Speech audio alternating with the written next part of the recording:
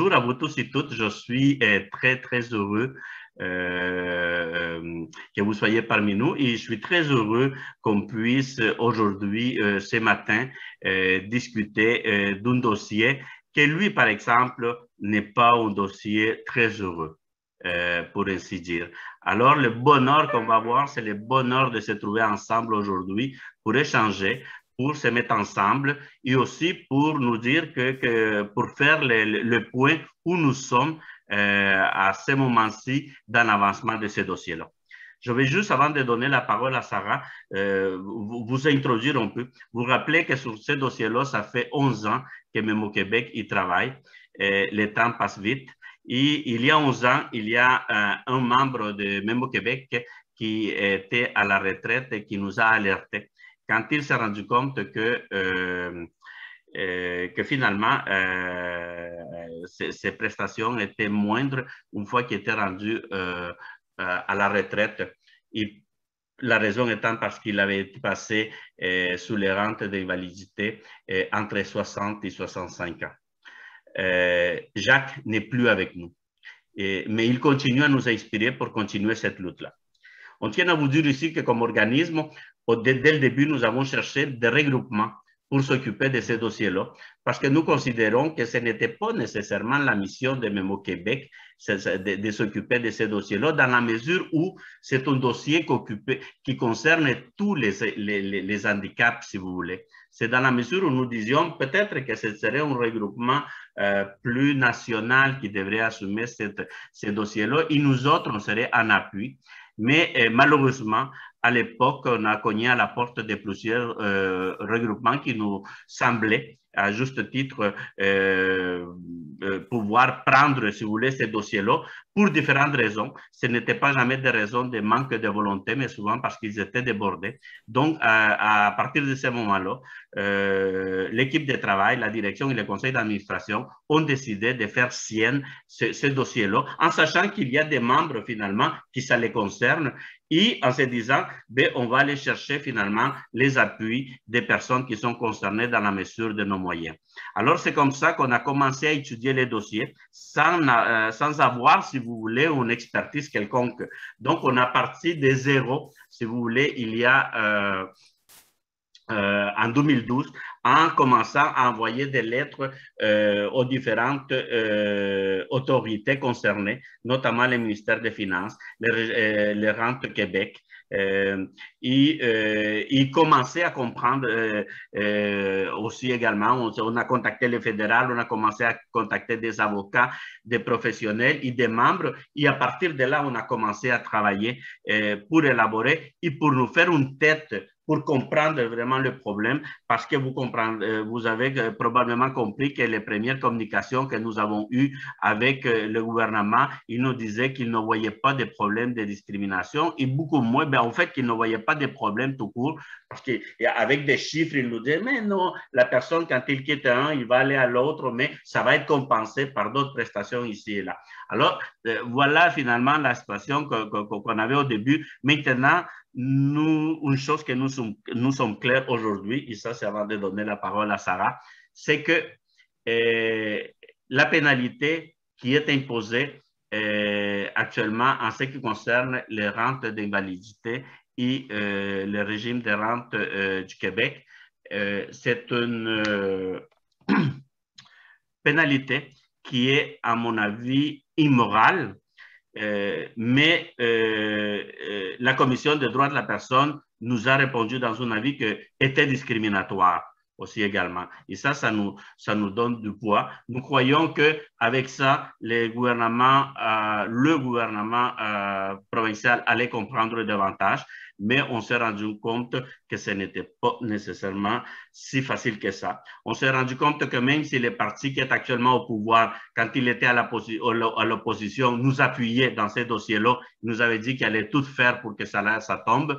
Depuis qu'ils ont pris le pouvoir, c'est le silence radio, finalement. Alors, on a compris aussi que des fois, les luttes peuvent durer plus longtemps que nous, on peut le prévoir. Mais nous sommes en train d'apprendre aussi que si on se tient ensemble, ben, on pense qu'on a beaucoup plus de chances de gagner que si on est chacun de son côté. Alors, merci à vous tous d'être là. Sachez qu'on va essayer de répondre dans la mesure de nos connaissances. Si jamais il y en a des choses ou des questions que vous posez puis que nous ne sommes pas dans les possibilités de répondre tout de suite, mais sachez que nous autres, on va aller s'informer auprès des professionnels, auprès des avocats pour être certain de vous transmettre la bonne information. Alors, merci à tous d'être là. Et puis, voilà, je vais être là pour répondre aux besoins. Mais il y va de soi que Sarah, qui a travaillé avec nous et c'est quelqu'un qui connaît très, très bien ce dossier-là. Alors, merci beaucoup. Bien, bonjour tout le monde. Ça me fait grand plaisir de discuter de ce dossier-là avec vous aujourd'hui dans le cadre des JQLM. Je vais me présenter très, très rapidement. Sarah Limoges, j'ai été organisatrice communautaire au volet de la défense des droits à MÉMO Québec depuis mars 2017 jusqu'à tout récemment.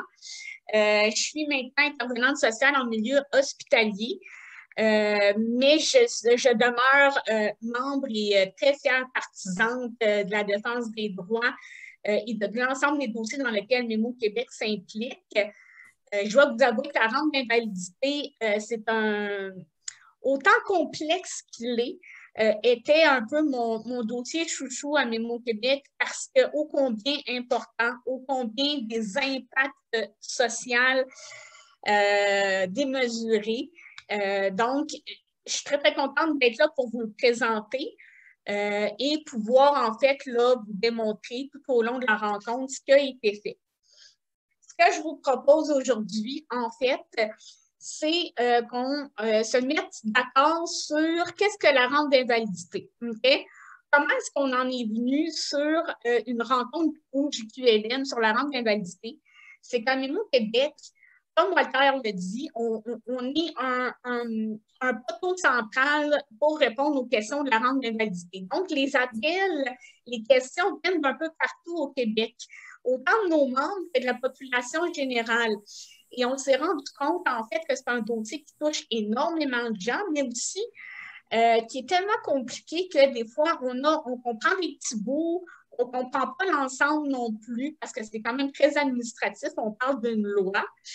Et on s'est dit, bien, quelle belle occasion de profiter des JQLM pour s'asseoir tout le monde ensemble, se mettre d'accord sur qu'est-ce que la rente d'invalidité, quel est l'article de loi qui est discriminatoire, c'est quoi les impacts que ça peut causer chez les personnes et quelles mesures à MÉMO Québec on a entrepris dans le passé jusqu'à aujourd'hui pour essayer de faire comprendre que cet article de loi-là était discriminatoire et avait des graves conséquences sur la vie des gens et qu'est-ce qui est à venir aussi. Donc, ça, c'est le plan que je vous propose.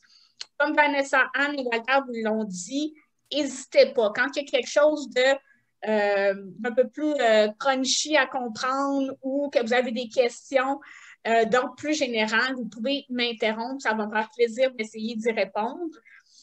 Pour les questions un peu plus d'ordre personnel, donc vos situations, MÉMO Québec est là pour ça. Il y a des intervenants qui vont vous accueillir dans vos situations personnelles et pouvoir démêler le tout avec vous. Et si on a des questions, en fait, là, un peu plus légales avec des côtés où on n'est pas tout à fait sûr, on va vous revenir en posant les bonnes questions aux bonnes personnes. Donc, tout ça pour vous dire qu'on va commencer la rencontre pour se faire un petit rappel de qu'est-ce que la rente d'invalidité et quel est l'article de loi qui est discriminatoire. Au cours de notre rencontre, en fait, là, je vous propose, on va passer à travers notre petite vidéo de 5 minutes environ. Je trouve que c'est une très bonne chose parce que ça me permet de respirer, de prendre une gorgée. Puis, en plus, ça vous permet de voir d'autres choses que ma grosse face dans ma cuisine. Donc, je vous propose d'ailleurs qu'on écoute Nicolas Messier, qui était l'organisateur en défense des droits avant moi à MÉMO Québec, parce que le dossier a été débuté bien avant mon arrivée à Mémo Québec avec Nicolas qui a fait une belle vidéo pour justement nous aider à mieux comprendre qu'est-ce que la rente d'invalidité, quel est le bout qui est discriminatoire. Donc, je vous invite à écouter, on va pouvoir poursuivre par la suite ensemble.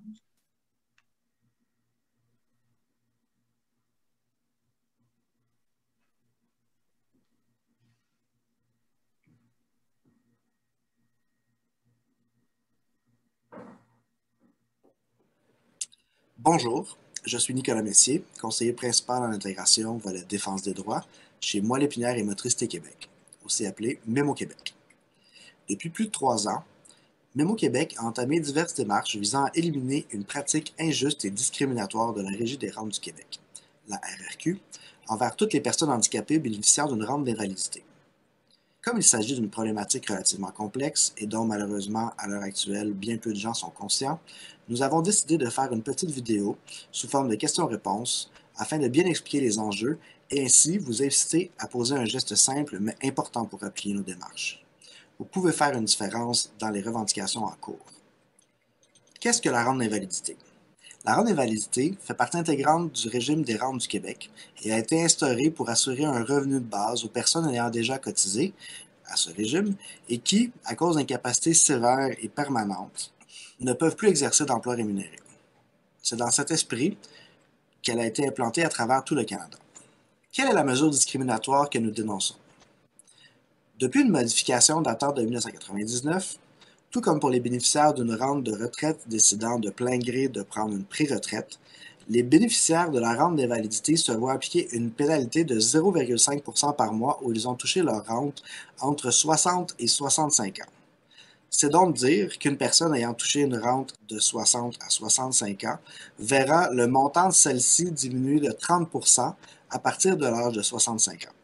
Qui est touché par la pénalité? Tous les bénéficiaires de la rente d'invalidité ayant reçu des prestations entre 60 et 65 ans et ayant commencé à recevoir leur rente après le 1er janvier 1999. Il est important de mentionner que le reste du Canada n'applique pas cette pénalité.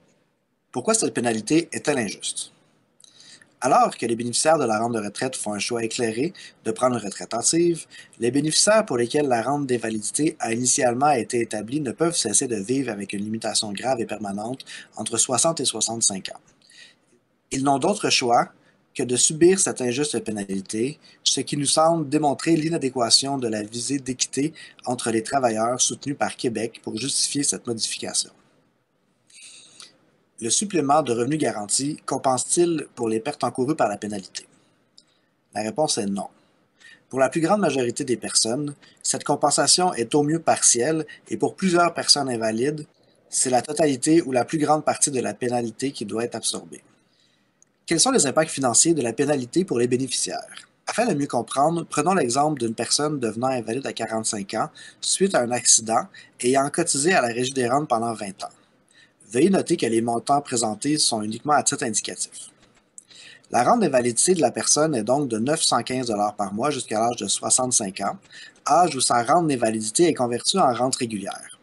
Toutefois, après 65 ans, comme elle a continué de recevoir sa rente entre 60 et 65 ans, sa rente mensuelle est amputée de 30%, ce qui ne lui laisse que 420 $ par mois pour le restant de ses jours. Par ailleurs, il est vrai qu'elle recevra 563 $ par mois de la sécurité de la vieillesse à 65 ans. Et, si elle n'a pas d'autres revenus, possiblement qu'elle sera aussi admissible au supplément de revenu garanti. Toutefois, cette perte financière est très problématique pour ces personnes, car elles n'ont en général pas eu l'occasion de mettre de l'argent de côté dans des placements, par exemple, qui assureraient un revenu d'appoint à l'âge de 65 ans. Vous trouverez l'ensemble des documents produits par Mémo Québec dans le cadre de ce dossier aux adresses figurant à l'écran.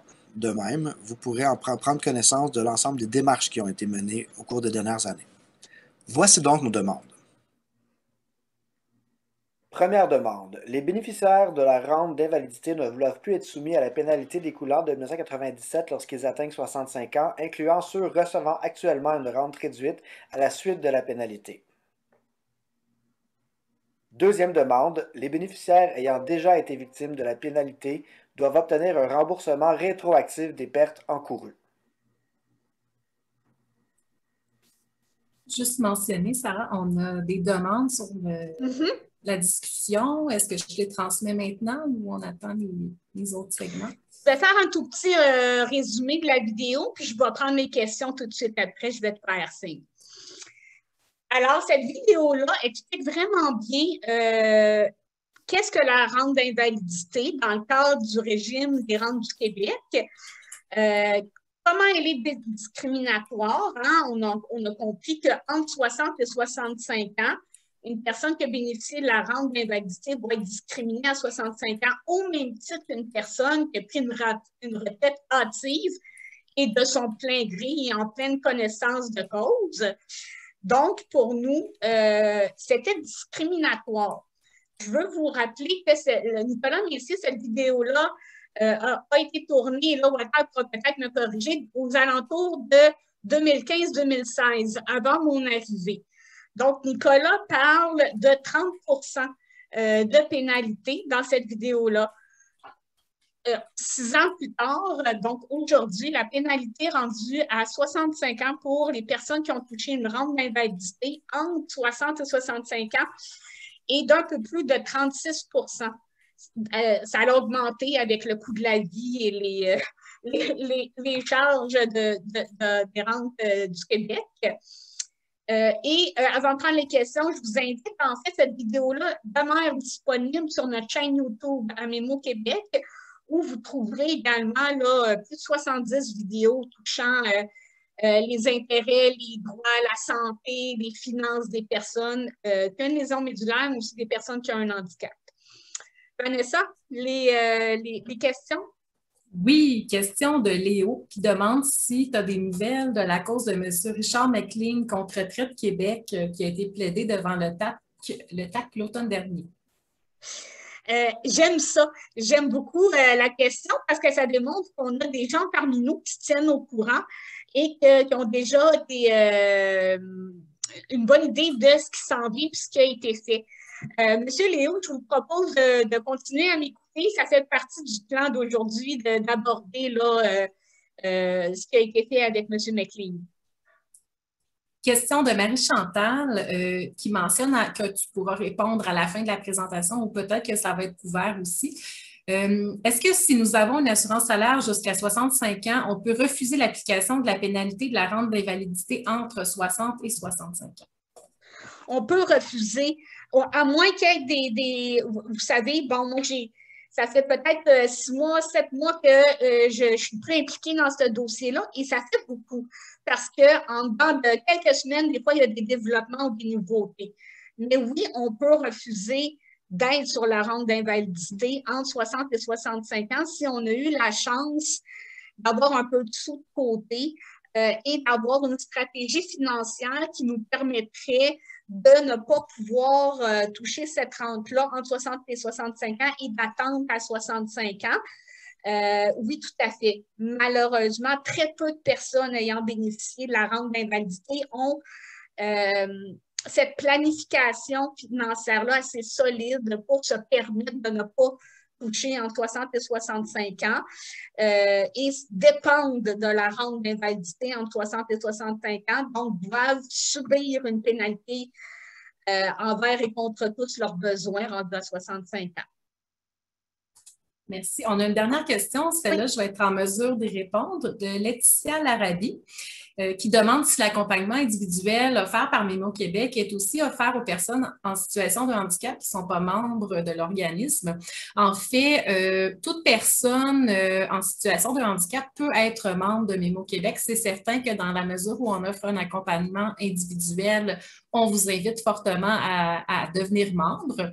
Dans ce cas-là, vous avez le statut de membre associé et vous avez droit à tous les services, activités de Mémo Québec. Donc, oui, c'est sûr qu'on va vous accompagner, ça va nous faire plaisir. Et on sait aussi que la rente d'invalidité touche un plus grand nombre de personnes que les personnes qui ont un handicap.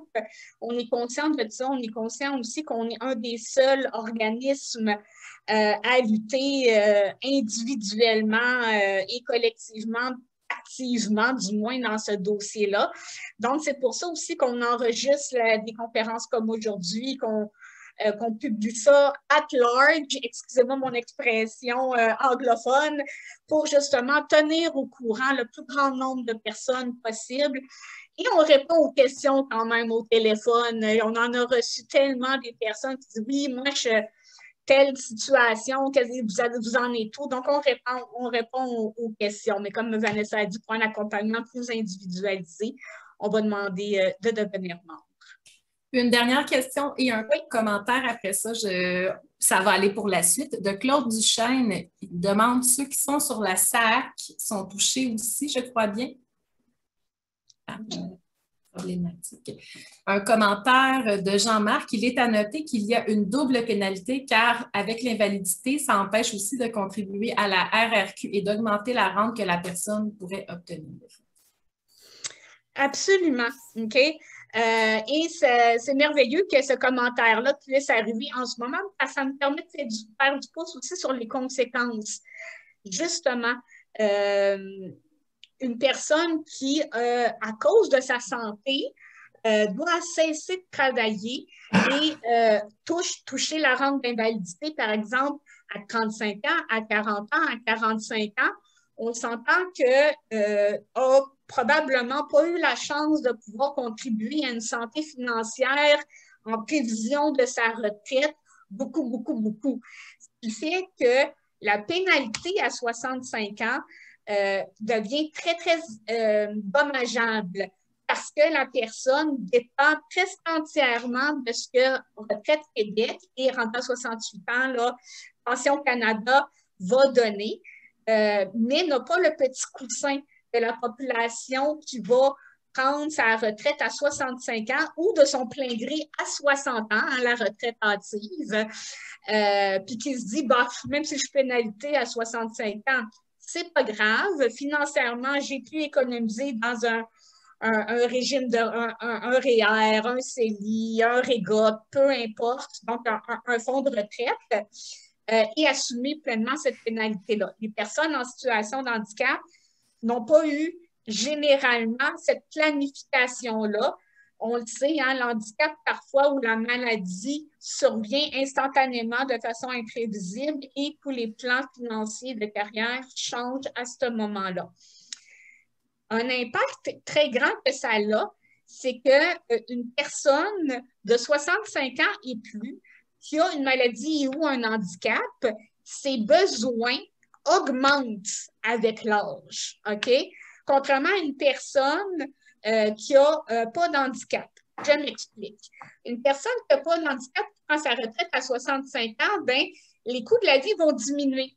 Elle n'a plus de lunch à se faire, la voiture, elle le prend moins parce que elle ne va plus au travail à tous les jours, les vêtements, on est obligé de s'acheter un veston de cravate une fois par année. Il y a des coûts qui étaient reliés au travail, à la vie active d'un professionnel qui tombent et ça fait un surplus d'argent. Et donc, le retraité moyen peut en bénéficier de la façon qu'il le souhaite, dans les loisirs, etc. Une personne qui a un handicap, les coûts vont tendre à augmenter avec l'âge parce que les limitations vont augmenter, les besoins vont être plus grands, on va avoir besoin plus d'aide à domicile, on le sait. On ne rentre pas dans ce dossier-là parce qu'on peut en faire 2 heures, mais on le sait, le soutien à domicile n'est pas assez pour pallier. Donc, imaginez quand nos besoins augmentent avec l'âge, besoin plus de matériel, plus de médicaments, plus de matériel urologique, blablabla.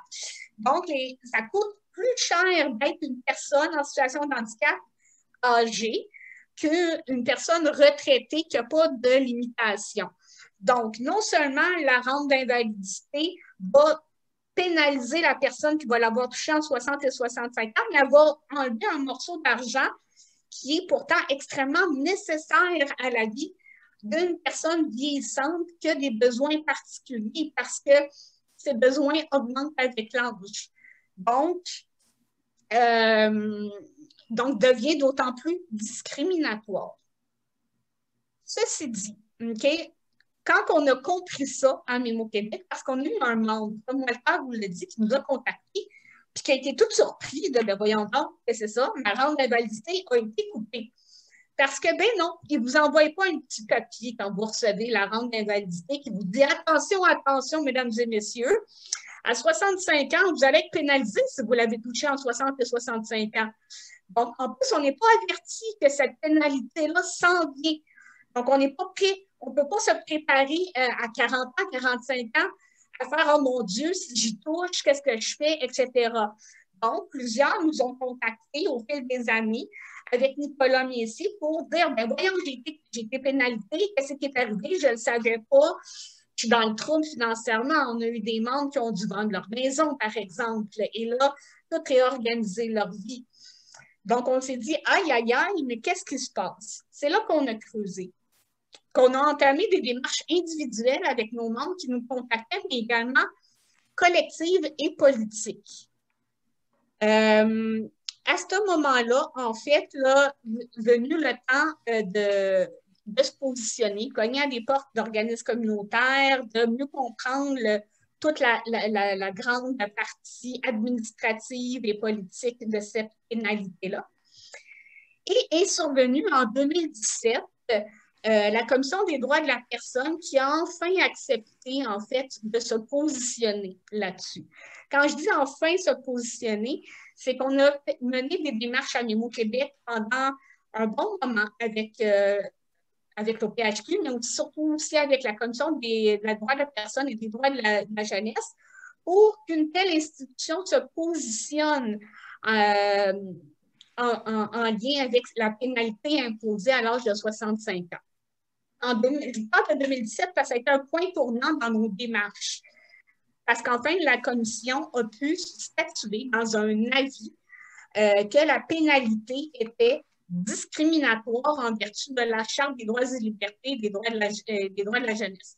Donc ça, c'était Noël pour nous. C'était vraiment Noël parce que ça démontrait enfin que oui, il y avait une injustice et qu'il y avait une discrimination. Avant la vie, on pouvait se le dire, oui, c'est discriminatoire, mais un peu de façon gênée parce que la commission n'avait pas statué que ça l'était. Et là, en 2017, elle l'a statué que c'était discriminatoire. À ce moment-là, on a pris cet avis-là que vous pouvez retrouver sur Internet. Commission des droits de la personne et des droits de la jeunesse, rente d'invalidité. Probablement que vous allez avoir ça qui va sortir sur Google, mais sinon, Mémo Québec, là, en sa possession, je vous invite à nous écrire là, si vous désirez mettre la main sur l'avis de la commission.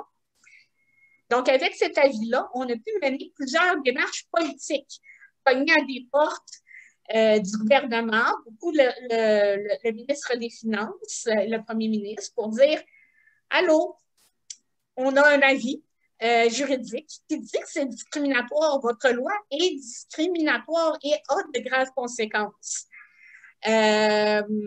Malheureusement, pendant cette année-là, là, de 2017 à 2018, les portes ne se sont pas très ouvertes sur ce plan politique-là et on n'a pas une très grande écoute à ce moment-là. Donc, on a dû poursuivre ces démarches-là, politiquement parlant, mais également réfléchir à d'autres stratégies. Et c'est en 2018, au cours de l'année 2018, qu'un de nos membres nous a appelés, puis qu'avec ce membre-là et sa conjointe, on a décidé de porter plainte au tribunal administratif du Québec. Donc, notre membre, ça nous prenait un membre solide qui avait le goût d'entamer des longues démarches parce que ça ne se fait pas en criant ciseaux, cette histoire-là, mais de dire, OK, je vais devant le tribunal et je veux qu'on m'entende et qu'on dise que j'ai été lésée dans mes droits. Donc, depuis 2018, on a accompagné ce membre-là vers le processus du tribunal administratif du Québec. Et c'est à Mémo Québec qu'on a décidé, en fait, d'engager une firme d'avocats qui va prendre en charge ce dossier qui ne sera pas facile, en fait, là, à mener. Je vais continuer à vous en parler du TAC parce que c'est toujours en cours, le TAC Tribunal administratif du Québec. Parallèlement à ça, pendant les démarches qu'on menait avec notre membre vers le Tribunal administratif du Québec, avec les avocats, on a continué à faire des démarches parce qu'il faut les mener sur plusieurs fronts. Hein? Donc, on les a menés sur le plan des droits avec la commission, on les a menés sur le plan politique, sur les plans juridiques également. Donc, il fallait continuer à alimenter un peu toutes ces sphères-là pour pouvoir avancer dans ce dossier-là. On a rencontré certains députés. Donc, on a rencontré certains députés, autant de l'opposition, et tenté de discuter avec le parti en place à ce moment-là.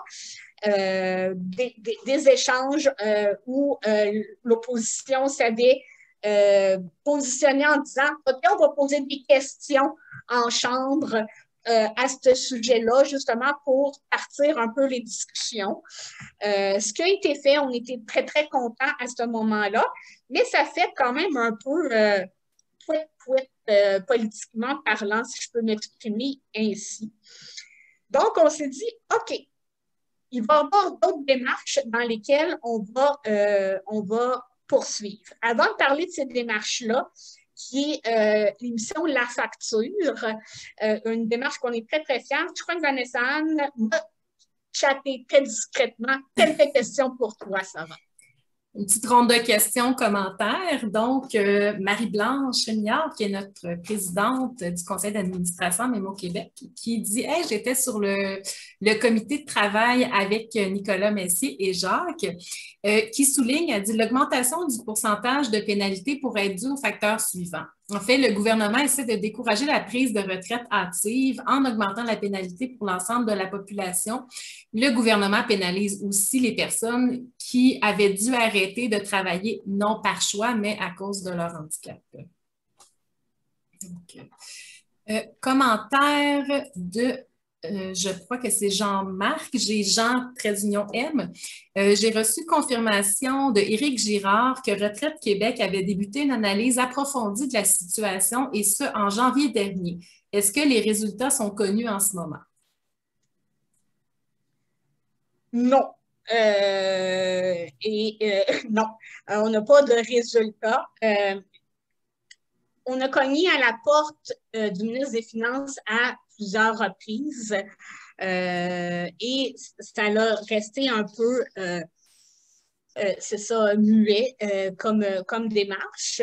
Assurément, on n'a jamais baissé les bras, on a poursuivi nos démarches parallèles. Hein. Comme je disais, on fallait qu'on travaille sur les différentes sphères pour mener ce dossier-là.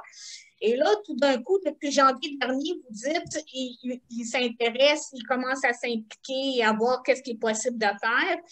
Pour nous, ça démontre juste qu'on a assez brassé la cage de la poule pour que là, il commence à comprendre qu'il faudrait bien qu'il commence à regarder un petit peu qu'est-ce que c'est ça, cette pénalité-là, avant les élections ou je ne sais pas trop quoi, pour voir qu'est-ce qu'il y en est. Il faut savoir que présentement, des démarches en cours aussi, là, donc le tribunal administratif du Québec, que je vais vous en parler davantage sous peu, dans mon ordre chronologique des démarches. Donc, non, on n'a pas les résultats, mais autant que je suis un peu surprise, je n'étais pas au courant, donc je dois vous l'avouer, je ne sais pas si mon collègue Walter l'était, mais de mon côté, j'étais un peu surprise parce que, mon Dieu, qu'on a essayé qu'il s'intéresse à ce dossier-là, puis que ça a jamais, on n'a jamais réussi à ouvrir la porte avec lui. Autant que je ne suis pas à 100% surprise non plus parce qu'il y a un momentum en ce moment avec toutes les historiques des démarches qu'on a menées et tout ce qui s'en vient aussi. Je vais vous parler de ce qui s'en vient. Donc, pour moi, ça démontre que ce qui s'en vient, c'est peut-être assez important pour que là, le gouvernement se pose des questions puis fasse, ben là, il faudrait qu'on regarde notre affaire. Walter dit, j'ai manqué la dernière question, je vais la relire rapidement. Ça concernait, dans le fond, le fait que Retraite Québec avait débuté une analyse approfondie de la situation de son côté. Donc, monsieur voulait savoir si les résultats étaient connus. Oui, ben, c'est que ben, le gouvernement, jusqu'à maintenant, d'une part, ils refusent de nous rencontrer parce qu'ils disent que ce dossier-là est devant les tribunaux. Et donc, voilà. Alors, vous savez, des fois, c'est une bonne excuse finalement pour pas vouloir, pour ne dire, pour rien dire. Alors, ils disent qu'alors, et qu'ils veulent attendre donc ils veulent attendre de voir qu'est-ce qu'il va dire le tribunal administratif du Québec concernant donc la plainte qui va être attendue. Et donc, Sarah va nous parler dans les prochaines minutes. Absolument. Merci. Deux petites dernières questions. De Marie Nyangere. Est-ce possible de demander une retraite anticipée avant 65 ans plutôt que la rente d'invalidité?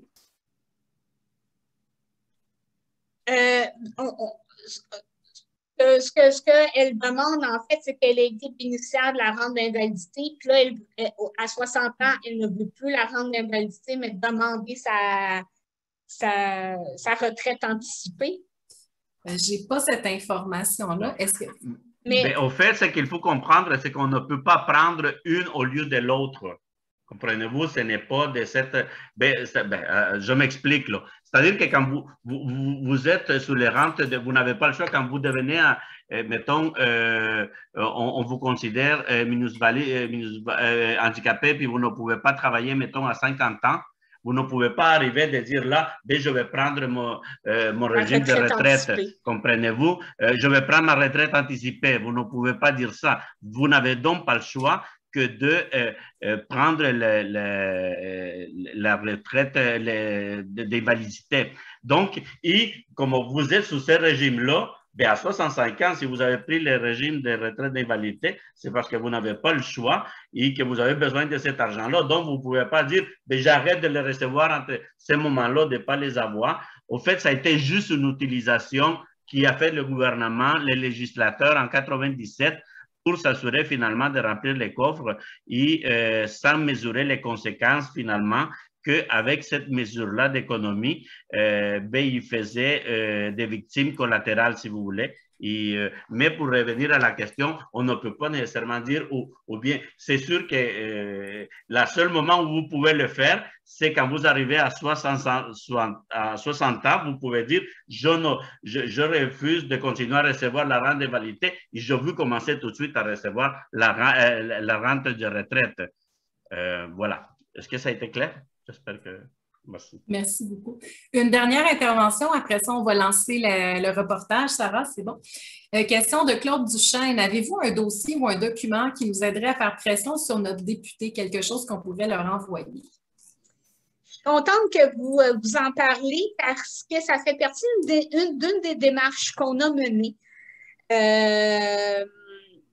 Que je vais vous parler, si vous êtes patient, là, je vais vous en parler, ça ne sera pas très, très long. Je voudrais juste, avant de parler de la campagne de lettres, justement, qui pourrait vous être utile là, pour vous envoyer à votre député, je vais vous parler d'une démarche qu'on a menée à Mémo Québec, dans laquelle on est très, très fiers. Et ça a été une collaboration avec l'émission à Radio-Canada, La Facture, qui s'est intéressée au sujet. C'est une belle fierté pour nous parce que les journalistes s'intéressent quand même très peu à ce sujet-là.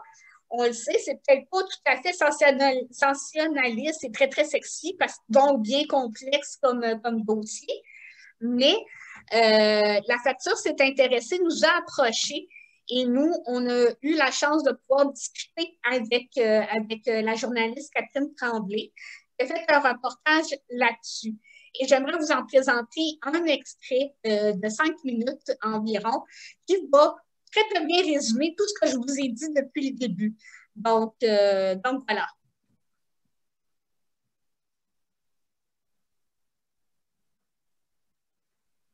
Les gens doivent cesser de travailler avant 65 ans parce qu'un malheur a bouleversé leur vie. Et contrairement au reste du Canada, au Québec, ces gens-là sont pénalisés. C'est ce qui est arrivé à Richard McLean, dont nous vous avons raconté l'histoire l'an dernier. Il y a du nouveau dans son dossier, mais voici d'abord un résumé de ce reportage. C'est pas de ta faute si tu n'as pas travaillé. Tu es invalide. Pourquoi tu perds cet argent-là? Vous n'avez pas cotisé entre 60 et 65 ans, vous êtes pénalisé. On s'attaque à des personnes qui sont déjà vulnérables. C'est complètement inacceptable et il faut absolument, absolument que cela change.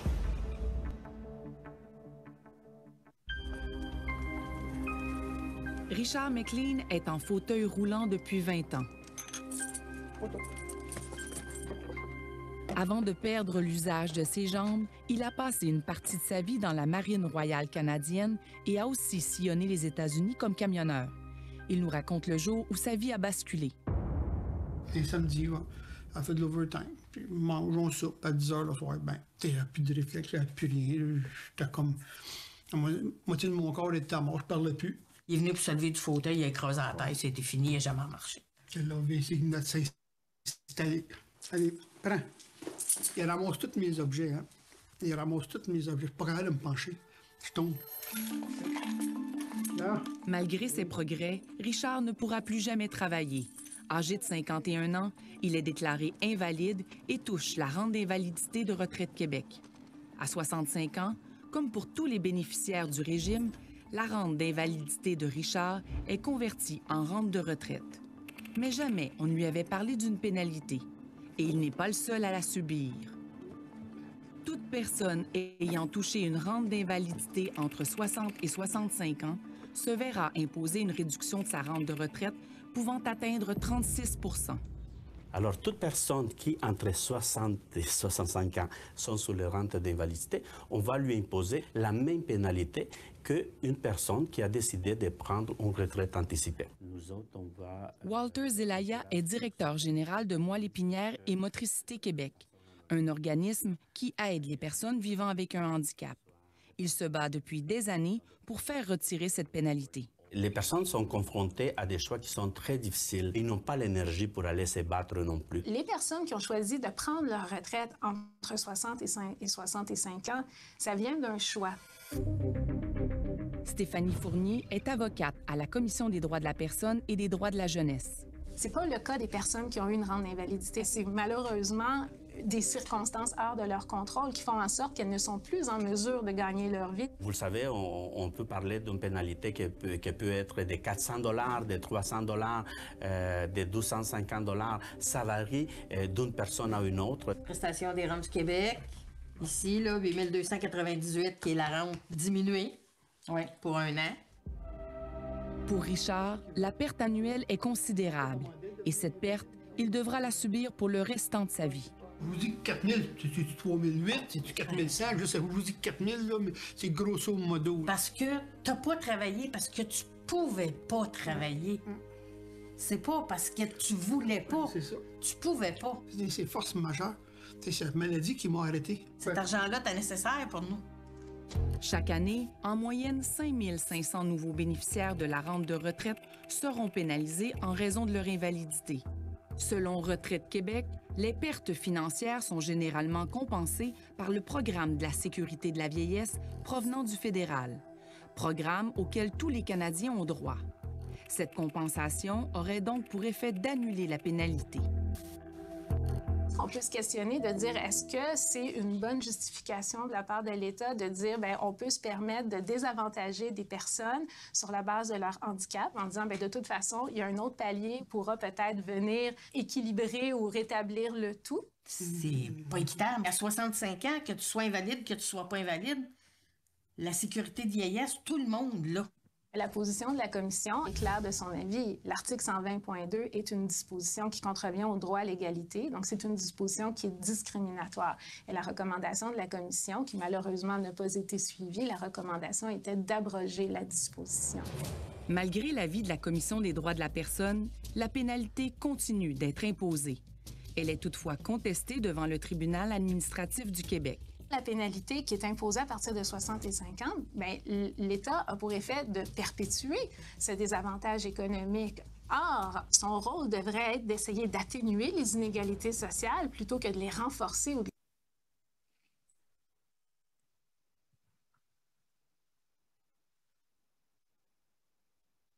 Alors, voilà la vidéo de la facture. En fait, là, vous pouvez voir l'intégralité sur Radio-Canada. C'est important pour moi de vous montrer cet extrait-là parce que, d'une part, on voit justement M. McLean, pour lequel on a parlé un peu plus tôt, qui, oui, suite à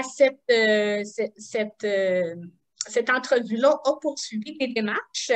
Mais je veux, avant, attirer votre attention sur ce que Mme Fournier, l'avocate de la Commission des droits, a dit. C'est qu'elle est discriminatoire. L'article 120.2, elle est vraiment discriminatoire. Et c'est par la suite que je vous ai parlé un peu plus tôt de notre membre qu'on a accompagné dès 2018 vers le tribunal administratif du Québec. En fait, là, c'est par là qu'on va essayer de cogner à la porte pour faire bouger les choses.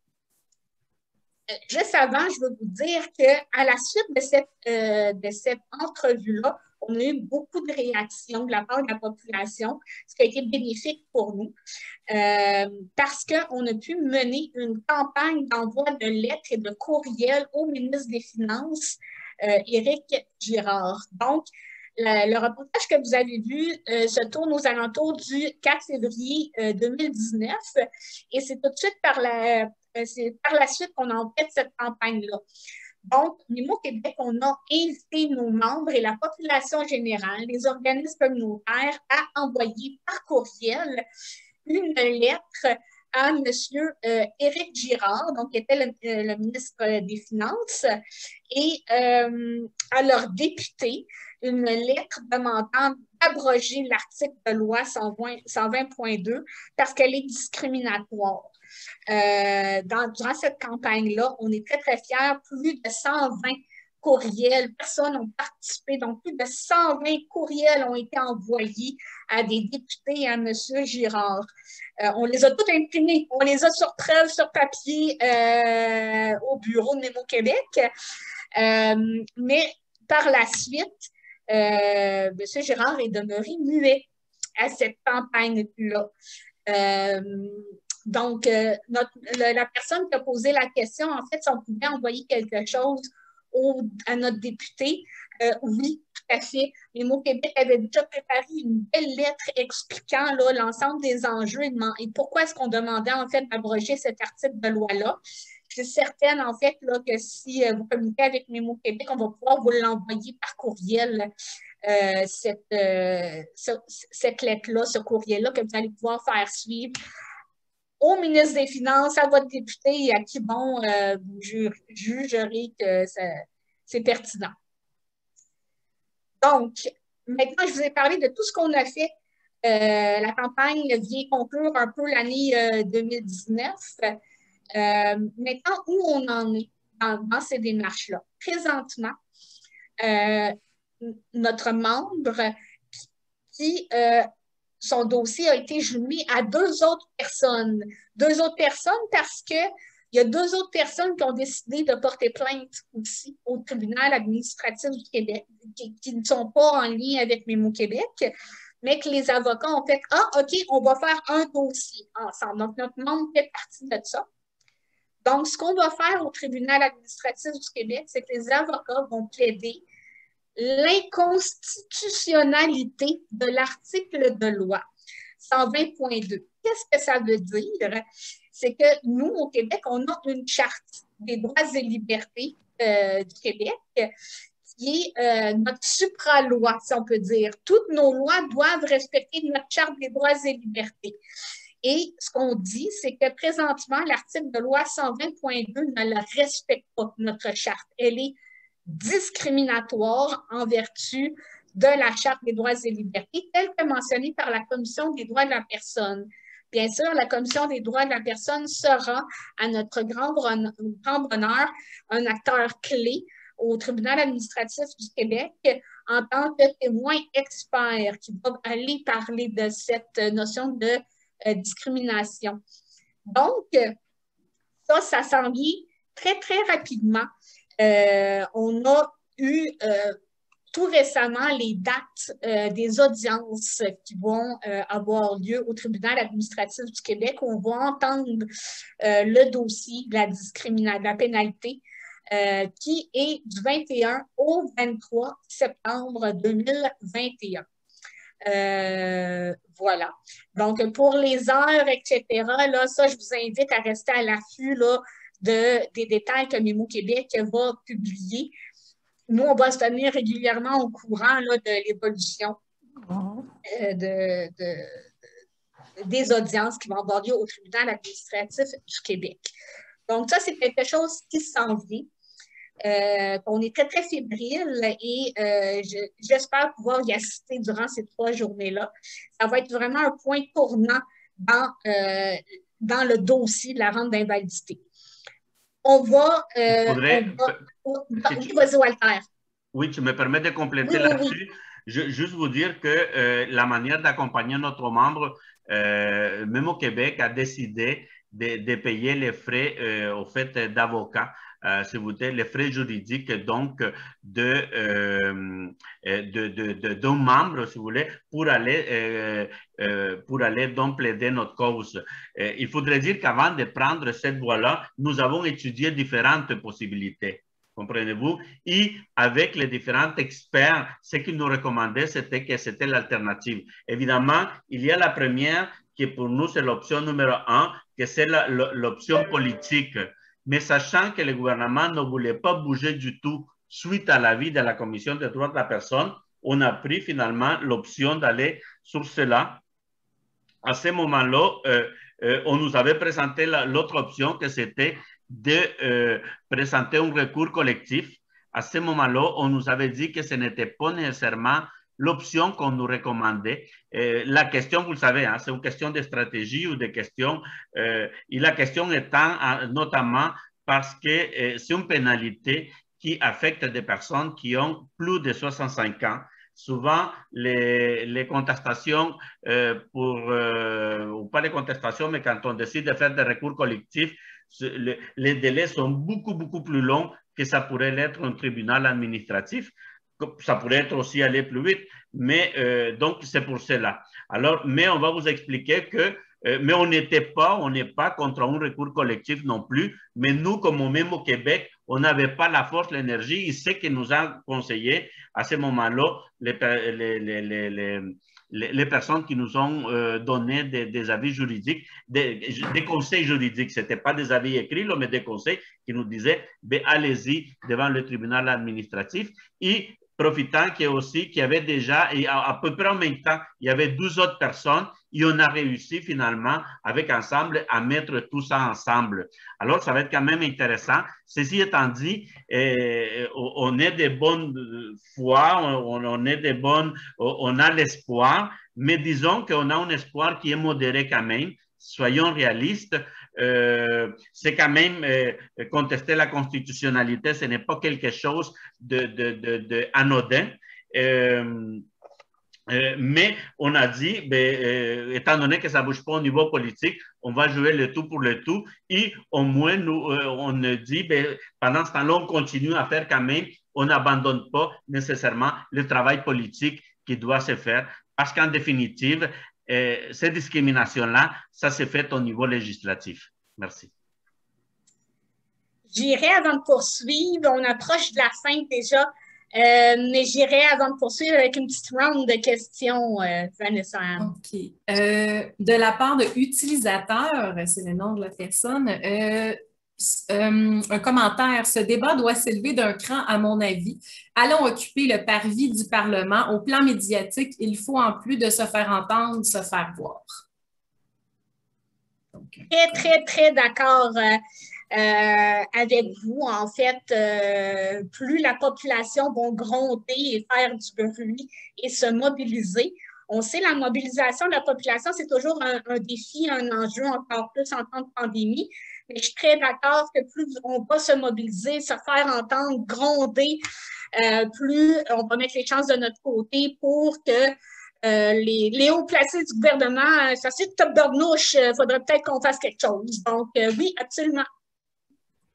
Commentaire de Marie Nyongere. Et pourtant, les bénéficiaires de l'aide sociale qui ne peuvent pas travailler ont droit à un supplément de 230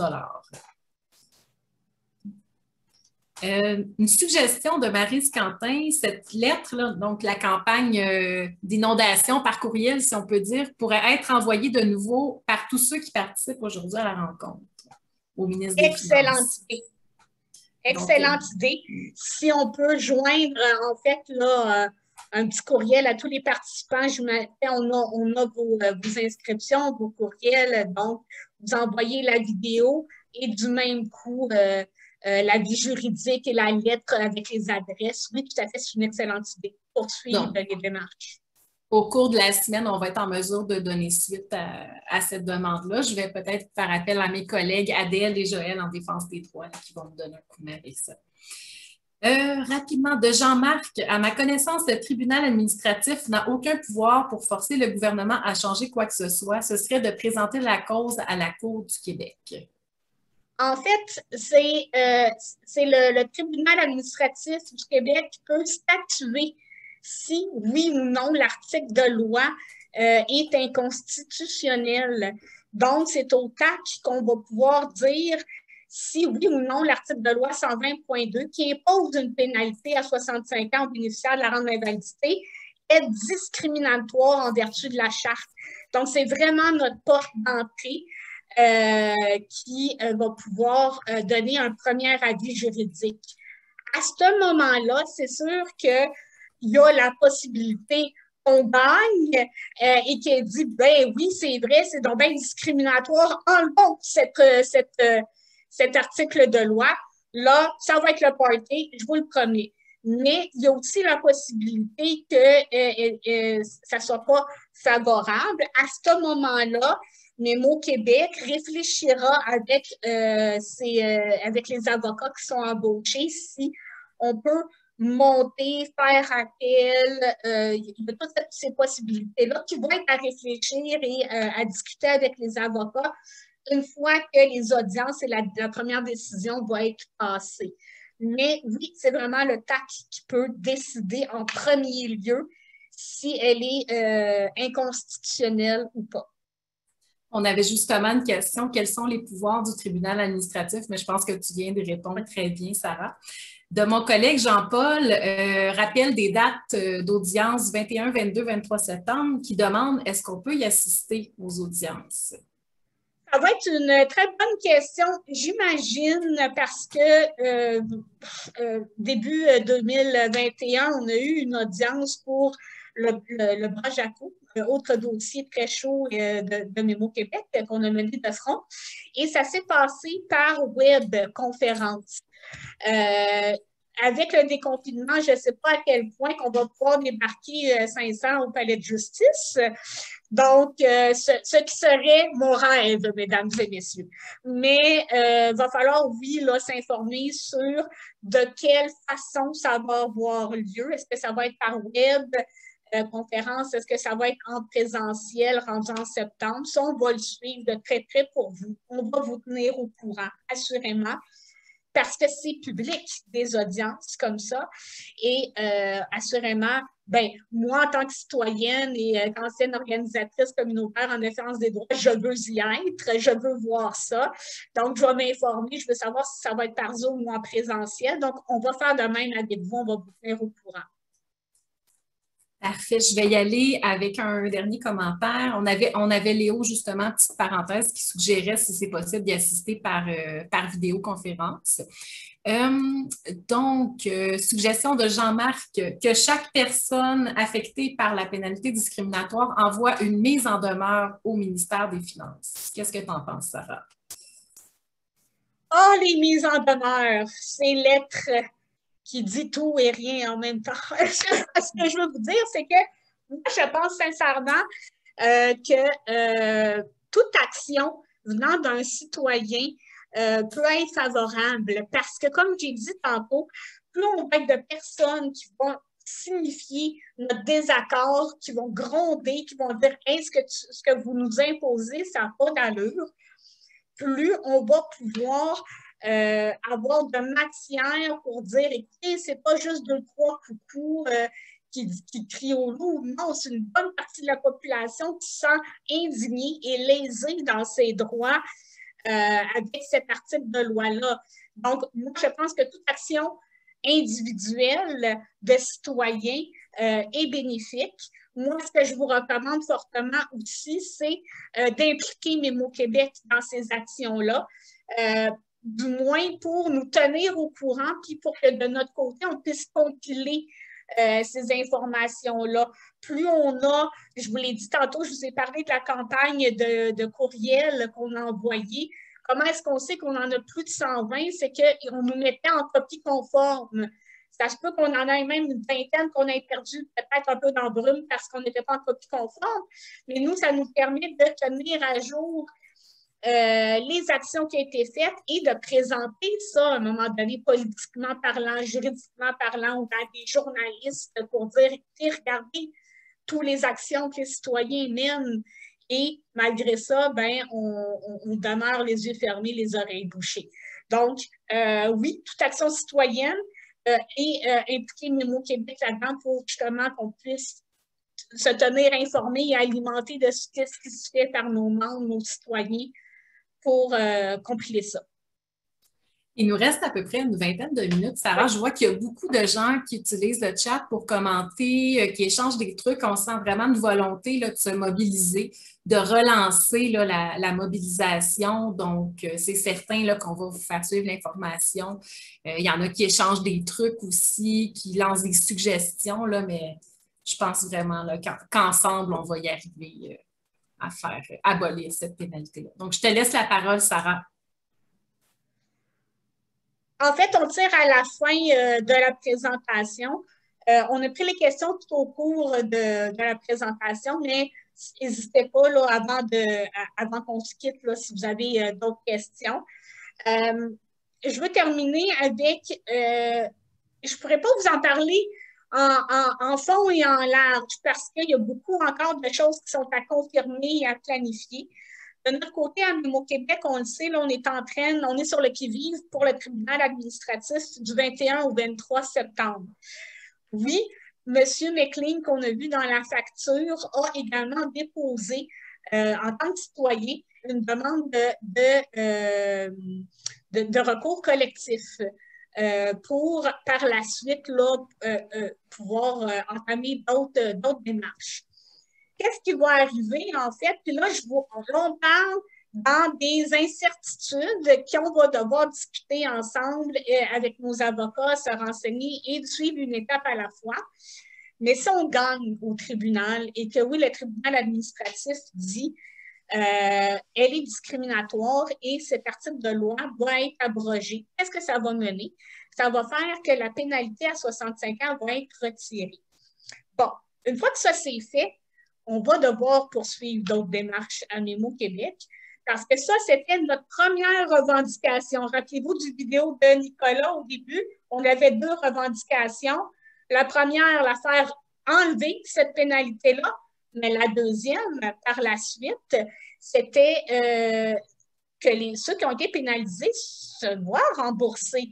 Donc, il va y avoir d'autres actions à mener par la suite par Mémo Québec en ce sens. Bien sûr, on ne saute pas d'étape, une étape à la fois. On va être accompagné de nos avocats. Hein, ça joue beaucoup sur le plan légal, ce dossier-là. Mais M. McLean, c'est une des solutions qu'il propose par la suite, c'est le recours collectif. Pourquoi est-ce que je ne peux pas vous en parler beaucoup plus davantage? Et présentement, il est encore en approbation. Donc, qu'est-ce que ça veut dire? C'est que le tribunal doit accepter qu'il y ait ce recours collectif-là pour que les démarches se poursuivent. Donc, il est encore stand-by, mais on a bon espoir là, que de toute façon, ça puisse se poursuivre. Encore une fois, Mémo Québec va vous informer des démarches qui vont s'en suivre là, à ce niveau-là, parce qu'on trouve quand même que parallèlement aux démarches qu'on est en train de mener, c'est une solution là, favorable là, aux droits et aux intérêts de nos membres. Donc, voilà ce qui s'en vient. Voilà ce qu'est la grosse bébé de la rente d'invalidité. Walter, si tu as peut-être Oui, merci. Peut-être juste ajouter dans cette dernière que la question du recours collectif, comme on a compris, ça a été déposé après notre démarche. Et donc, c'est un cabinet d'avocats qui mène et qui, comme on disait ça va bien, ben le gouvernement, ben pas le gouvernement, mais c'est ça, les législatifs, les judiciaires, c'est-à-dire les tribunaux sont en train de regarder et analyser si à quelque part cette action collective-là est recevable. L'avantage qu'il pourrait avoir, c'est qu'il pourrait inclure pas seulement l'abolition, évidemment, de la loi ou tout ça, c'est qu'il peut amener aussi des frais et notamment, il pourrait inclure de manière rétroactive, par exemple, des payés. Des fois, il y en a des frais d'exemplarité vraiment qui peuvent être aussi ajoutés. Alors, il y a tous ces autres éléments qu'on peut gagner dans un recours collectif qu'on ne peut pas obtenir nécessairement au niveau du tribunal administratif. Mais encore là, c'est une question de voir les possibilités. Il y en a des enjeux qui sont différents. Ceci étant dit, donc, nous autres, on va regarder de près et on va accompagner, et dans la mesure que soit possible d'accompagner les gens qui travaillent pour le recours collectif, ben on va le faire également dans la mesure qu'on s'assure que vraiment ça va être dans le bénéfice de vous tous et toutes. Et maintenant, vous dire que pour ce qui est des actions à venir, je ne sais pas si c'est ça que tu voulais aborder, Sarah, ou si j'y vais. Vas-y, vas-y. OK. Alors, nous, c'est que, premièrement, nous autres, on va être attentifs. Nous, ce qu'on voulait maintenant, c'est faire une mise à jour du dossier et aussi voir si vous êtes, dans la mesure du possible, intéressé à nous accompagner et essayer de mobiliser un peu votre monde. Nous avons l'intention prochainement de relancer le ministère parce qu'on considère ça extrêmement important de le faire. Laissez-nous, si vous voulez, la chance de pouvoir regarder si ça va être juste des lettres, parce que des gens sont en train de nous dire de peut-être utiliser d'autres moyens comme les vidéos, d'envoyer un petit court vidéo qu'on diffuse finalement en disant « voilà ma situation » et tout ça. Alors, on est en train de regarder quels sont les moyens qu'on va se prendre. Aussi, nous voulons nous préparer déjà pour les prochaines campagnes électorales et déjà, de cet automne, nous voulons aborder les différentes partis politiques, c'est-à-dire avant que la campagne électorale commence, pour voir à ce qu'ils incluent de manière écrite dans leur plateforme électorale ou tout au moins qu'il y ait un engagement écrit de leur part, comme quoi ils s'engagent à éliminer la clause discriminatoire et évidemment aussi également à pouvoir compenser les personnes qui ont été pénalisées jusqu'à maintenant. Donc, nous voulons aussi sensibiliser le gouvernement au cas où on puisse obtenir gain de cause devant le tribunal administratif, devant le TAC, de sensibiliser à ne pas contester dans des tribunaux supérieurs. Ça, c'est toujours une décision politique si on conteste ou ne conteste pas. Par ailleurs, nous autres, on a appris entre les branches que le gouvernement est en train déjà l'argument un des arguments qu'il défendrait pour ce qui concerne d'éviter le recours collectif, c'est de dire qu'actuellement, le dossier se trouve aussi déjà devant le tribunal administratif et que c'est au tribunal administratif de s'occuper de cela. Je ne sais pas s'il va y au tribunal administratif jusqu'à il y a 15 jours, on ne savait pas exactement quels sont les arguments que le gouvernement doit donner. Nous autres, on doit connaître à l'avance, pas nous autres, mais notre avocat, dans un moment donné, il faut qu'il connaisse quel est l'argument que le gouvernement utilise pour s'opposer. Jusqu'à maintenant, nous ne le savons pas. Comprenez-vous? Qu'est-ce qu'il nous dit nettement pourquoi, finalement, il s'oppose? Donc, c'est un autre élément qui pour nous va être important aussi, également, s'il s'oppose, qu'ils nous disent légalement et où et quels sont. Est-ce que ça va être plus une objection qui va être plus en termes plus économiques, par exemple, ou actuariels, par exemple. Est-ce qu'il va dire d'économie, écoutez, oui, c'est vrai, mais finalement, c'est une discrimination qui peut être acceptable, ou bien ça pourrait être un autre type d'argument en disant, par exemple, que comme il a dit jusqu'à tout récemment, que finalement, ces pénalités-là étaient absorbées par d'autres prestations que les personnes allaient recevoir au niveau fédéral. Alors voilà, j'arrête là-dessus. Et ben, ici, une autre chose que je voulais vous offrir, si jamais vous avez des questions précises, comprenez-vous, vous avez une question qui vous touche personnellement, nous vous donnons jusqu'à la fin du mois pour que vous nous la fassiez parvenir. Et nous allons pouvoir les transmettre avec l'avocat avec qui nous sommes en train de travailler pour pouvoir vous donner une réponse juridique à vos questions.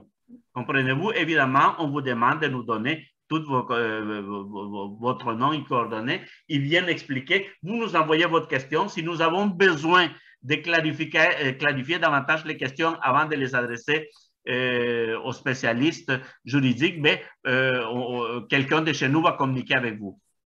D'accord? Pour le reste, est-ce que c'est possible de poser une question ou d'ajouter un commentaire? Oui, oui, allez-y.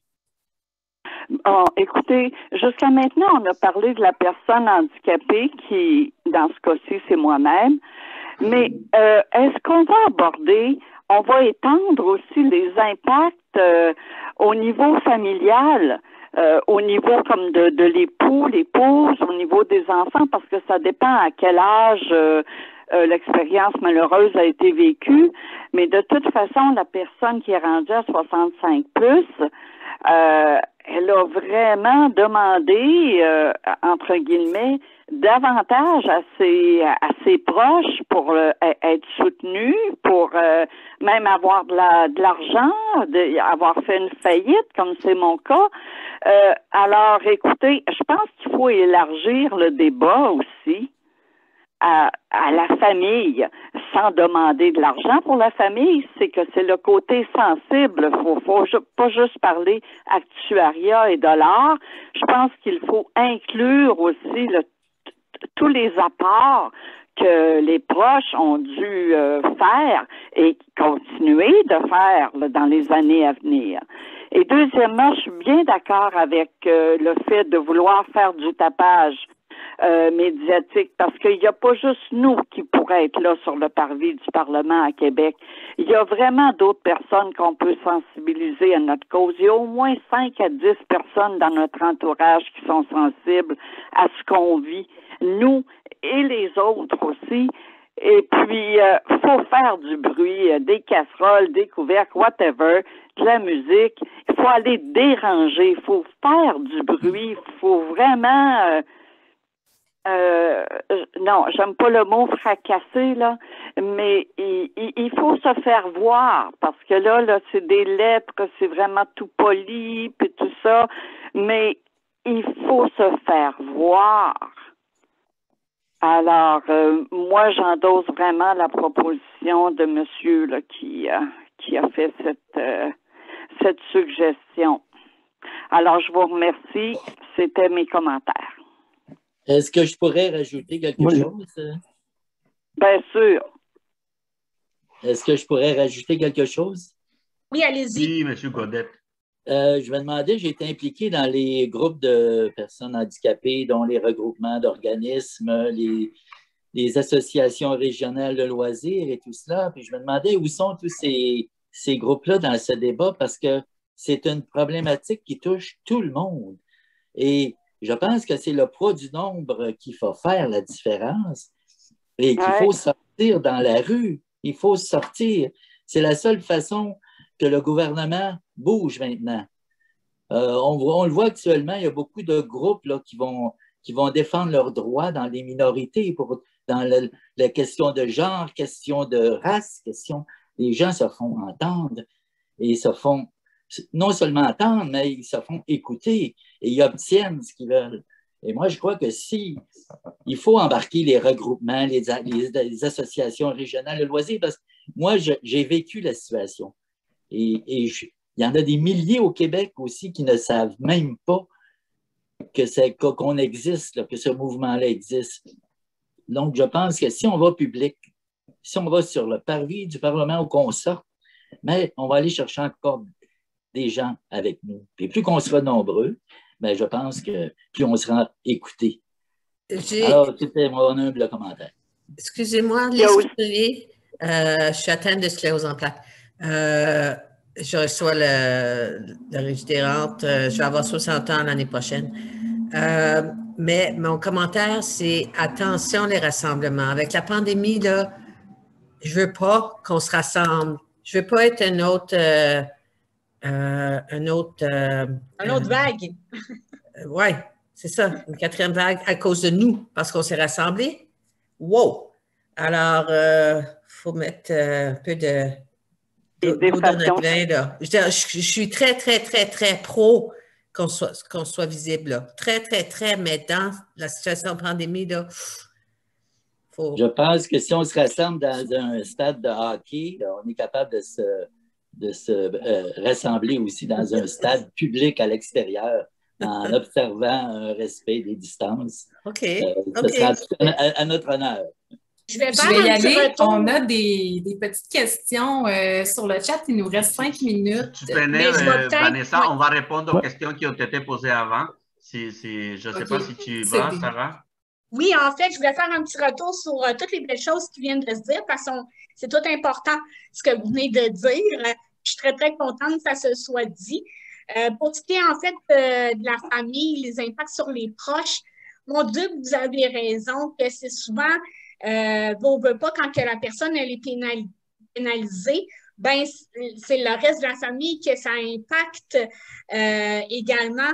Et assurément, là, qu'on veut leur donner une visibilité et leur donner une place d'expression pour justement qu'ils puissent dire tous ces impacts-là que ça a sur leur vie familiale. Sachez qu'au cours, en fait, là, de nos nombreuses démarches politiques, mais également médiatiques, on a monté des histoires de cas et qui abordent justement des enjeux familiaux. Quand il y a un de nos membres dit que j'ai fait faillite, j'ai perdu ma maison, mais la conjointe, elle est là aussi. Donc, on a essayé de le refléter le plus possible également dans nos démarches. Et c'est quelque chose que, oui, à Mémo Québec, on veut mettre de plus en plus à l'avant également, justement, pour faire augmenter le nombre et montrer que les impacts, ça touche tout le monde dans une famille. Et par la suite, ensuite, les organismes communautaires, mon Dieu, qu'on rêve qu'ils soient tous là avec nous dans la rue. C'est vrai que la force du nombre va nous aider tellement grandement, tous et chacun, dans ce dossier-là. Il faut savoir qu'on est en train de gagner des alliés, OK? Parce que ça fait vraiment de nombreuses années qu'on travaille là-dessus. Un dossier que je mentionne peu sexy, un peu compliqué, qui touche une partie de la population. Au fil des années, ça a été très, très dur de mobiliser les organismes communautaires qui demeuraient en appui, mais pas nécessairement actifs avec nous dans les démarches. Mais on voit là qu'avec le temps, on entend de plus en plus parler de ce dossier-là. On a une meilleure compréhension et les personnes s'en viennent de plus en plus intéressées, autant les citoyens que les organismes communautaires, à se rallier à ce débat-là puis à la cause injuste qu'on est en train de vivre. Donc, encore un travail de mobilisation que Mémo Québec ne lâche pas, qu'on continue d'avancer, mais on a bon espoir là, que ça va s'agrandir avec le temps. Moi, j'avais une question. Des actions qui nous sont proposées, ben nous, on va les regarder. Puis, écoutez, on est très enthousiaste de vous entendre quand même là-dessus et de l'énergie que vous dégagez par rapport à ces actions-là. Sachez que nous avons l'intention de tenir compte vraiment de ce que vous nous proposez et de que vous nous dites, nous allons les inclure et nous avons l'intention de vous revenir dans quelques semaines avec un plan d'action qui va avoir concrètement, s'il arrive telle chose, on vous propose telle chose, s'il arrive telle chose, mettons s'il y a un refus, qu'est-ce qu'on va faire et vous tenir informés. Et le dossier est complexe. J'imagine que vous-même, pour comprendre, ça a été difficile. Moi, je pense que les groupes communautaires aussi, comme vous le savez, les problèmes qui touchent les différentes personnes en situation de handicap sont multiples, sont divers. Et souvent, ben, c'est que les groupes vont dire, bon, il y a déjà un autre groupe qui s'en occupe, je continue à m'occuper d'autres dossiers. Non, je ne pense pas que ce soit une mauvaise volonté, mais la réalité est que personne ne veut prendre le leadership, comprenez-vous, de dire, ben, on va les faire ensemble, on va les faire. C'est ça la question. On est content qu'on va chercher des appuis. Juste vous dire que quand il y a eu des consultations privées en 2017-2018 que le ministre des Finances avait fait à l'époque, on nous avait refusé à Mémo Québec d'entrer, mais Les groupes communautaires nous ont beaucoup appuyés avec des mémoires. Ils ont copié les mémoires que nous, on avait faites. Se sont inspirés plutôt des mémoires qu'on avait faites. Et ça a été, même si c'était une commission privée, c'était le dossier sur les rangs d'invalidité qui a été le plus abordé par l'ensemble des mémoires qui avaient été déposées. Malgré tout, le gouvernement n'a pas voulu bouger du tout. Nous, ce qu'on comprend, c'est qu'en arrière de ça, il y a quelques millions de dollars que le gouvernement ne veut pas laisser aller. Et c'est à nous, comme on disait quelqu'un, de continuer d'utiliser la place publique et d'utiliser les moyens qui s'offrent à nous, de les utiliser toujours de la meilleure manière pour essayer d'avancer. Mais une chose qui est importante, c'est d'avoir votre appui. Ça, c'est vraiment essentiel. Est-ce que je peux y aller avec les questions qui ont été posées sur le chat? Oups, on a une personne qui a son micro allumé, qu'on entend. C'est M. Cloutier. J'aurais une question, moi. Allez-y, M. Cloutier, puis ensuite, je vais enchaîner avec les questions sur le chat. Ouais, moi, j'ai eu un accident en 88. Je voudrais savoir si la loi du gouvernement s'applique pour ma régie des rentes d'invalidité. Est-ce que vous bénéficiez de la rente d'invalidité depuis 88? Oui. Il y a une... Dis-moi, Walter, parce que c'est un peu lointain là, dans mes souvenirs, mais il y a une clause grand-mère pour les personnes. Non, ça ne s'applique pas pour vous, mais on va vous le confirmer si vous voulez par écrit pour être certain. Mais en principe, c'est à partir de... Parce que vous êtes à la limite, là, 98 ou 99, il y a là sa tranche où la loi ne s'applique, où finalement la pénalité ne s'applique pas. Monsieur, c'est 88, donc moi, je 88, pense pas... 88, pardon. C'est ça. Donc, toutes les personnes qui ont été avant là, bénéficiaires de la ligne tranchante là, de quand ça s'est rentré en vigueur, non, ils ne seront pas pénalisés, mais comme Walter a dit, pour être sûr de la date, on va se renseigner puis vous revenir avec ça. Okay, vous pouvez m'envoyer un courriel, je suis membre chez vous, donc je vais attendre la réponse. Oui. Merci. C'est moi qui vous remercie. Merci.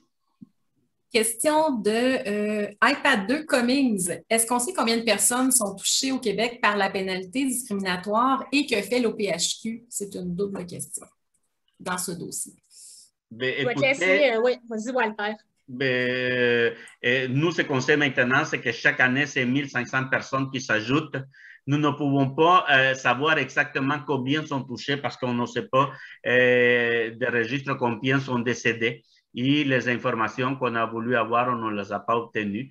Alors, on ne sait pas précisément, mais nous savons que ce sont plusieurs milliers, dizaines de milliers de personnes. Voilà. Et l'autre question étant... Que fait l'OPHQ dans ce dossier? Que fait l'OPHQ? Juste vous dire que l'OPHQ dans ces dossiers-là, ça a été... Juste vous dire, du début du dossier, là, on a été tous seuls. Nous, il faut juste que vous sachiez, parce que je ne voudrais pas juste critiquer l'OPHQ. Quand on a contacté en 2013, la Commission des droits de la personne a dit non, il n'y a pas de discrimination, venez pas nous voir, allez voir, s'il vous plaît, les protecteurs du citoyen. Les protecteurs du citoyen, on est allé les voir, puis ils nous disent non, non, non, ce n'est pas un dossier qui nous concerne, ça c'est la Commission des droits de la personne. Nous avons les lettres écrites des 12 institutions, nous sommes revenus à la charte pour aller leur dire non, non, non, c'est une question de discrimination, regardez qu'est-ce qu'il y a dans la charte, regardez ça. Là, la protectrice du citoyen a dit ok, oui, ça existait, je vais analyser, j'ai analysé la situation et je vois que finalement, ce n'est pas un problème, qu'il n'y a pas aucun problème là-dessus. Le législateur a fait une consultation et les consultations en l'an 2000 ont passé, puis il n'y a personne qui a soulevé cette question-là, donc le législateur a bien agi. Bon, point à la ligne, donc le dossier est clos. La Commission des droits de la personne nous est revenue pour nous dire, suite à votre demande de division, nous avons décidé de regarder les dossiers à nouveau et nous sommes en train de l'analyser. Et ensuite, ils nous sont revenus pour dire qu'il y avait déjà un avis. Mais alors, ça a toujours été comme ça, je vous dirais, la Commission, l'OPHQ, c'était ça au début, ils disaient, mais voyons donc, ils ne voulaient pas se mouiller et tout ça. À la fin, ils ont décidé de déposer un mémoire, et c'est ça qu'ils ont fait le plus, déposer un mémoire en 2017-2018, et dans lequel ils disaient, ils donnaient raison à même au Québec, quelque part, il y a la Commission des droits de la personne qui disait qu'effectivement, il y avait discrimination. Mais on n'a pas vu, c'est-à-dire qu'on a un appui de l'OPHQ, mais mon humble avis, c'est qu'on n'a pas eu un appui jusqu'à maintenant, on n'a pas senti un appui très actif. Ceci étant dit, il y a une nouvelle direction qui vient d'arriver à l'OPHQ. Il va avoir un nouveau président bientôt. Il y a un conseil d'administration qui se renouvelle à l'OPHQ et nous allons relancer à nouveau. C'est-à-dire que pour nous autres, ce qui est important, c'est d'ajouter et ajouter toujours davantage des appuis. Et c'est dans cette perspective-là qu'on va continuer à travailler. Merci. Merci. Prochaine question. Je vais y aller seulement avec les questions, puis je vais vous partager les commentaires à la fin dans un courriel parce qu'il y en a des très pertinents. Question de Marie-Chantal. Qui sont les avocats sur le dossier de contestation devant le TAC en septembre? Walter, on peut, fais-moi un signe de la tête, on peut le dire. Oui, tout à fait. Il s'appelle Maître Laporte. Du moins, l'avocat avec qui Mémo Québec fait affaire. Parce qu'on se rappelle, là, il y a d'autres personnes impliquées avec d'autres avocats. Nous, on a en fait engagé là, Maître André Laporte, de son petit nom, son bureau est à Joliette. Donc, c'est lui, en fait, là, qui a défendu avec nous le dossier du Brojaco au tribunal administratif du Québec, dossier qu'on a gagné auprès de la SAC, qu'on est très, très fiers. On a dit, mon Dieu, et donc bien donc. Donc, on va poursuivre avec lui pour un dossier aussi crunchy que ça. Il faut savoir qu'il y a plein d'autres firmes d'avocats aussi qui sont excellents. Mais juste pour ajouter, pour mettre la porte, c'est un des spécialistes, si vous voulez, ceux qui sont concernent les agents payeurs, spécialistes de la SAC. De plus, il est le président de certaines associations également d'avocats qui concernent tout ce que sont les agents payeurs et qui touchent la CSST, CNSST, la CNSST, SAC et IVAC. Et RAMQ, ouais. Voilà, mais il y a aussi d'autres avocats. Ça, c'est lui que nous, on défend aux clients. Il y a aussi Maître Mongeon qui accompagne quelqu'un d'autre. Et nous avons appris que Maître Julius sera aussi de la partie. Également, ces avocats-là devront se mettre en tout. Évidemment, vous mentionnez quels avocats sont actuellement. Vous savez que quelqu'un peut changer son avocat. Alors ça, c'est la connaissance des avocats que nous avions il y a quelques semaines. De la même manière que nous autres, on a changé d'avocat en cours de route. Merci. On avait une question qui demandait combien de temps ça prend pour un tribunal administratif de prendre une décision, mais on a Léo qui a répondu, Léo qui était avocat, qui dit que ça prend normalement 3 mois après délibération là, pour rendre une décision. Jusqu'à 3 mois, oui. Il y a eu beaucoup d'interactions. J'essaie de voir s'il y a des questions rapidement. Donc, question de Lise Couturier. Ai-je bien compris que si on a la RRQ, la rente d'invalidité, on l'a obtenue avant le 1er janvier 1999, je ne serai pas coupée dans ma rente? Comme on vous a mentionné, là, la date du 1er janvier 1999 me dit quelque chose. On veut s'assurer qu'on vous donne la bonne date, mais oui, il y a une date fatidique où tous les bénéficiaires d'avant cette date-là ne seront pas pénalisés par clause grand-père qu'on appelle. Mais pour être sûr de la date, on va aller la rechercher dans nos vieux documents puis vous la redonner sans faute. Petite suggestion en rafale, Claude Duchesne suggère une petite vidéo qui frappe un peu comme celle pour la campagne sur les vignettes de stationnement, là, quelque chose qui marque les esprits. Marie-Julie suggère d'impliquer la journaliste de Radio-Canada sur le sujet. D'ailleurs, on a prévu de lui partager l'enregistrement de cette rencontre-ci, donc elle est déjà dans le coup. Lise Couturier suggère d'approcher les centres de femmes aussi dans la démarche, en plus des organismes pour personnes handicapées. On salue l'idée de tenir compte de l'impact financier sur les proches aussi. Beaucoup de remerciements. Merci Sarah et Walter. Solidarité. Donc, énormément de commentaires super intéressants. Si je regarde J'espère que j'en oublie pas. Je vous dirais qu'on pourrait extensionner jusqu'à 12h15. Malheureusement, on a une autre activité après dans le cadre des GQLM. Donc, ça nous laisse un 6 minutes si ça vous va. Donc, je vous inviterai à allumer vos micros et à prendre la parole. Donc, posez vos questions de vive voix si vous en avez encore. La parole est à vous. Je tiens à mentionner que peut-être qu'on n'a plus de questions en ce moment, mais convaincu que ça va vous venir. Mémo Québec demeure à votre écoute et à votre disposition, là, est très actif dans les démarches. Donc, n'hésitez pas non plus après aujourd'hui à communiquer avec Mémo Québec pour aller vers vos questions. T'es fermé, micro. Peut-être vous demandez, c'est qui, avec qui je communique, Sarah n'est plus là. Eh bien, voilà. Vous allez voir Adèle qui va à 1 minute, en 30 secondes se présenter à vous. C'est à elle que vous allez adresser toutes les questions que vous avez sur ce dossier-là. Bonjour, moi c'est Adèle Liliane Gombenko, je suis organisatrice communautaire donc au volet défense des droits, en charge de ce dossier depuis quelques temps. Certains d'entre vous sont présents. On a pu parler entre janvier et avril. Donc, ça va me faire plaisir de poursuivre les échanges avec vous afin de répondre à vos besoins. Voilà, merci.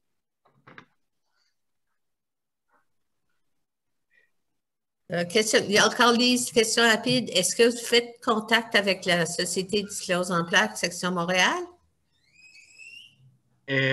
Écoutez, nous autres, on a contacté toutes les associations, comprenez-vous, en général, et pour les appuyer pour tel dossier, pour les présenter, et nous allons continuer à le faire. Alors, ce que nous, on va vous faire, si vous connaissez d'autres associations, dites-leur, comprenez-vous, si vous avez, et vous le dites, et vous nous dites, vous avez rentré à telle association, il est intéressé, avec plaisir, on va envoyer les documents. Nous avons beaucoup de documents d'information, des documents qui expliquent en bref, des vidéos. On a tout type de documents et au besoin, on peut en produire d'autres. Alors, si vous connaissez, sachez que, par exemple, on nous a parlé des associations de loisirs. Sachez que nous les avons contactées et il y en a plusieurs qui nous ont dit très gentiment, ce n'était pas par méchanceté, qu'ils étaient quand même assez occupés et que déjà leur mission était à quelque part le loisir, pas nécessairement la défense des droits. Alors, sachez aussi qu'il y a ces enjeux-là. Si vous pouvez nous aider à convaincre ces organismes-là, on ne demande pas de venir manifester, mais des fois d'envoyer une lettre, d'appuyer, de signer une pétition, et ce sera bienvenu. Merci. Moi, j'ai une question. Moi, dans le fond, je reçois une rente d'invalidité de la SAC. Je le sais qu'il y a une partie qui vient de la RRQ, mais c'est là que j'essaie de comprendre. Est-ce que tout vient de la RRQ ou c'est une partie qui vient de la RRQ qui est donnée à la SAC, puis après, la SAC me donne le tout? Comme vous savez, la SAC, c'est en 67 qui arrête finalement les prestations. Et c'est à partir de ce moment-là. Pour être très sincère, la SAC on nous avait assuré au début qu'il n'y avait pas un impact pour les prestataires de la SAC. Or, depuis un certain temps, plusieurs membres qui sont arrivés plus tard, ils nous disent que oui, qu'ils sont persuadés qu'ils ont des impacts et c'était une des questions finalement que l'avocat va nous pouvoir répondre de manière claire. On a une rencontre de prévue au cours où on va exposer les questions d'aujourd'hui. Il va nous répondre notamment à ces questions-là clairement. Quel est l'impact? Y a-t-il un impact? À quel point? Parce qu'il nous a dit que c'était beaucoup plus complexe que dire oui ou non.